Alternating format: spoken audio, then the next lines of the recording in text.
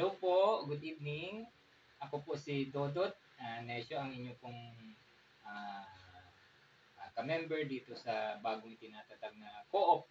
At ito po ay isang paunang mga presentation para paunti-unti nating mabuo ang magandang presentasyon ng ating pong kooperatiba. At ang tentative na pangalan po ay ito, UNICC or United Network of Insightful Consumers Type Cooperative. At meron po tayong ito pong importante. Ang UNICC po ay may dalawang tunog ito. Ang tunog po nito ay unique, kaya ang ating cooperative ay unique. At ang pinaka-importante po, yung katunog nito na unicorn.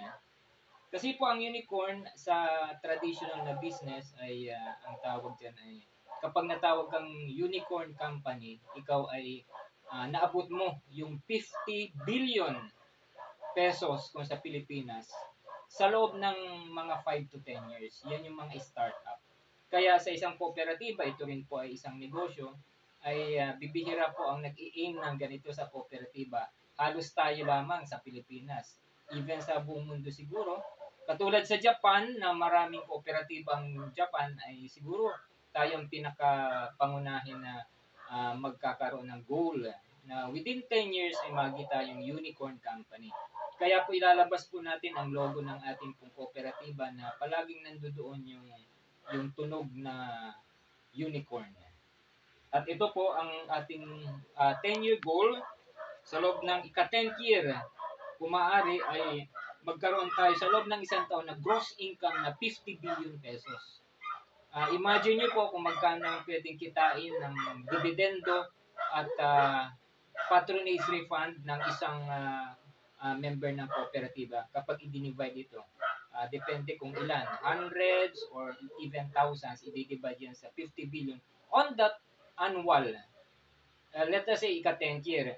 Kaya kung gusto natin i-fast track o i-accelerate ang ating income, ang ating dividendo, divide by the 50 billion peso, ay gawin natin mas maagang year na makuha natin yung ganito na gross income sa isang annual fiscal year. At paano po natin ito gagawin? Ang pinaka-popular po na paraan ngayon, katulad ng ginagawa ng mga Fortune 500 companies around the world, ay yung tinatawag na vertical integration. Pag sinabing vertical integration, ito ay yung hindi naman monopolya, pero ang isang kumpanya ay nasa sa kanya na yung lahat ng parte ng supply chain. Ang supply chain po, ito po yung mga stages na pinagdadaanan from plantation o mining to the final consumer. Kaya nga po, lahat pong itong negosyong ito, paggawa ng raw material, ay papasukin po natin. Bibili tayo ng mga lupain at magtatanim tayo or magmimina tayo ng mga minerals para magamit natin sa mga advanced technology production o kaya para magkaroon tayo ng food production for our food security and other things. At papasukin rin po natin ang next na stage ng supply chain, ng manufacturing. Magkakaroon tayo ng mga factory sa technology. We will make software, hardware, and even food, industrial produce and agricultural produce. And ang sunod pong supply chain ay ang marketing side na after the production ay ang marketing side. Ang number one na marketing stage is ito pong wholesaler and we have the retailer and user. Pag nakompleto po natin yung vertical integration, lahat po nasa ating kumpanya po ng kooperatibang lahat ng supply chain stages ay sigurado pong madali lang itong 50 billion. Actually po, ang 50 billion ay maliit lang. Depende na po sa leadership sa mga officer ng kooperatiba at yun ding pagtutulungan ng mga member. At ibibigyan ko kayo ng konting division o sector o isang division ng ating pong marketing. Dalawa po ang marketing, ang wholesaler and retailing.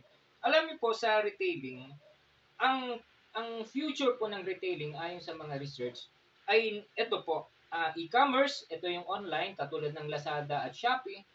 At mall, ito yung mga grocery na malaki na meron silang captive market. Na nakaka-captive nila yung mga kaya ang ang future ng ating pong pag-grocery o yung mga sari-sari store ay papasok na sa mga mall.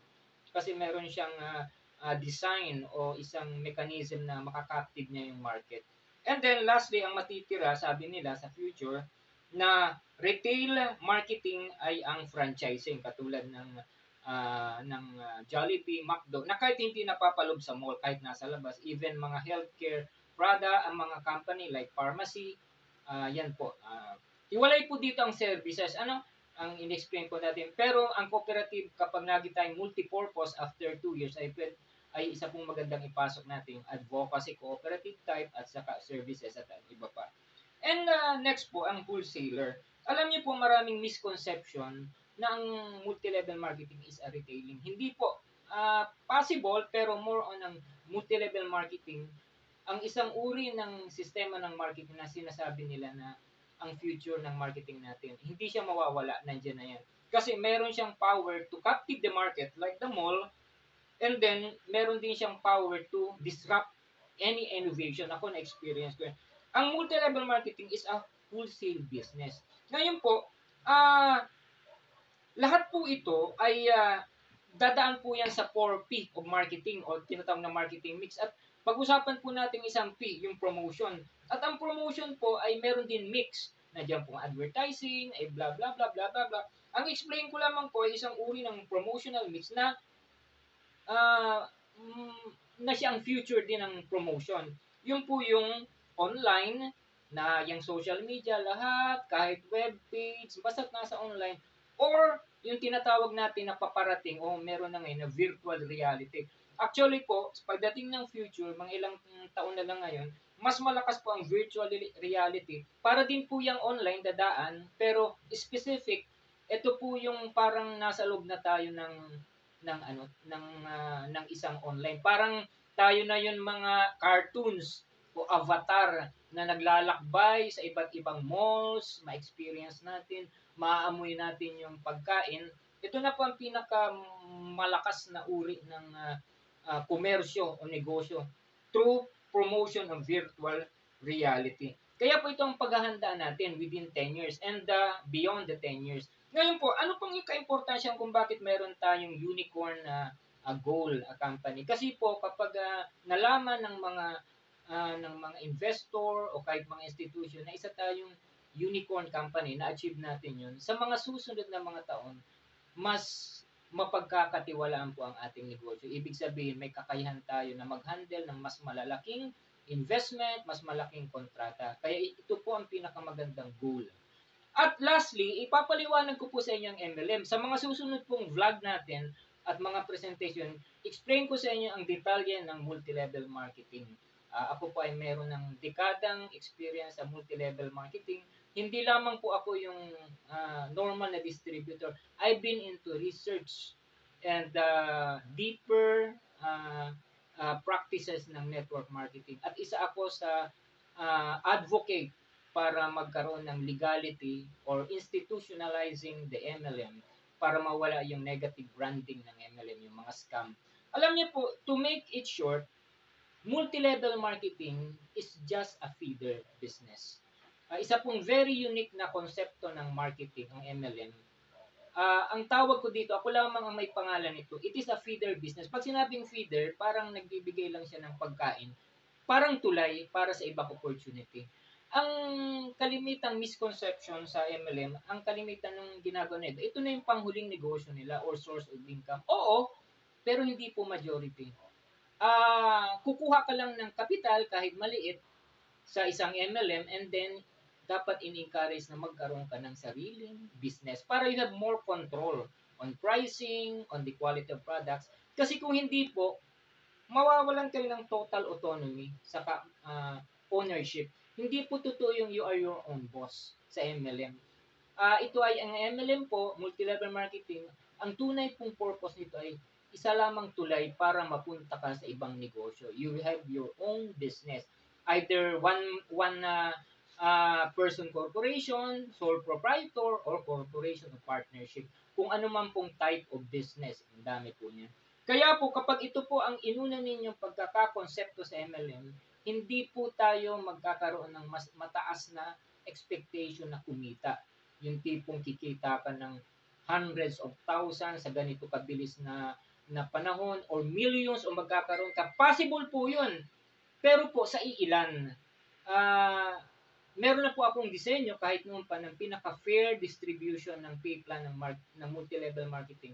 At makikita doon na hindi talaga maipapangako ang malaking kita. Ang maipapangako dito ay magkakaroon ka ng startup capital na gagamitin mo para sa ibang negosyo. Yun po ang pinakatunay at pinaka-fair expectation sa network marketing. So hanggang dito lamang po, ito hindi ko alam kung ilang minuto ito. Siguro mga 4 to 5 minutes. Maraming salamat po at abangan niyo po ang mga susunod na presentation natin. Papagandahin po natin para po sa kapakinabangan at sa clarity ng bawat membro ng ating pong cooperative at sa mga hindi rin sa mga non-members na magiging community ng ating pong kooperatiba. Ang tentative pangalan po ay ang United Network of Insightful Consumer Cooperative. Maraming salamat po.